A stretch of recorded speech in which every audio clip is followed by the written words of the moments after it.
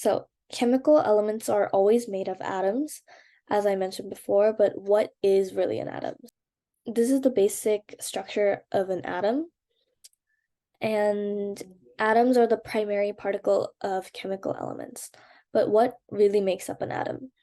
So it is made out of protons, which are positively charged atoms, neutrons, which are uncharged atoms, and finally electrons, which are negatively charged atomic particles that orbit in shells.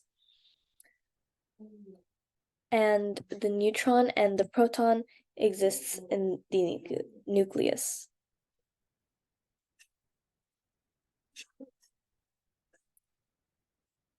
So moving on to elements.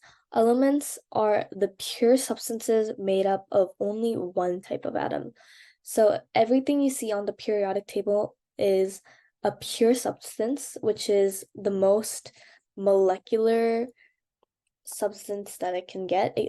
It is the most narrow, most simplified version of any substance, and it is purely only made out of one type of element. So hydrogen, for an example, it's purely just hydrogen. There's nothing that can make up hydrogen, as it is a pure element. Compounds, on the other hand, are substances made up of two or more different types of elements that are chemically bonded together.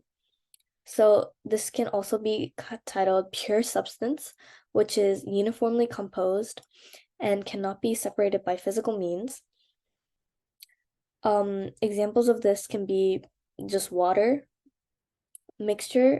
Mixtures are combinations of two or more substances that are physically blended but can be separated.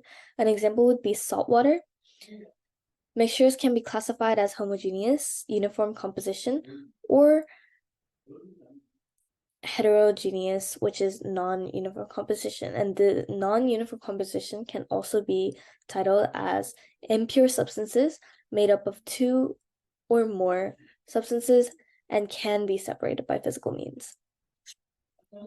So to do a little exercise and analyze physical properties, I chose water as the analysis substance as it is practically the most simple and easiest.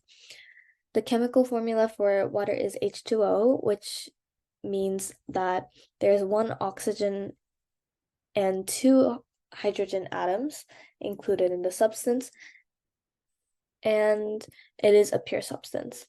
So the states of matter that water can go through is water, which is the liquid form, ice, which is the solid form, and water vapor, which is the gas form. So this will be the model of the particles while it's in these specific states. So when it's a liquid, as explained before, it is somewhat loose, but still pretty compact together, but it does not have a fixed shape, so that's how we can spill water. Now, ice is a different story from water, which is the liquid state, as it is a solid state, and as you can see, the molecules are more compactly positioned, and it is harder for other particles to move through as it is so compact and so close together. Finally, water vapor is the gas state of water. So the molecules or particles are very spread out and it moves very freely. This is why it does not have a fixed shape or flow. And this is the changes that the states must move in. So solids, liquids, and gas can, of course, change between each other by simply heating or cooling them. The processes involved in changing the states. So if it starts as a solid and finishes as a liquid, it is melted. If it starts as a solid and turns to glass, it is sublimation. If it starts as a liquid but finishes as a solid, it is freezing. Liquid to gas is evaporation, and finally gas to liquid is condensation. So impure substances, which are substances that can be separated, And an example of impure substances which include water is salt water, as it can be separated via an evaporation process or crystallization process. And that concludes Unit 2, which discusses matter, its properties, and its interactions.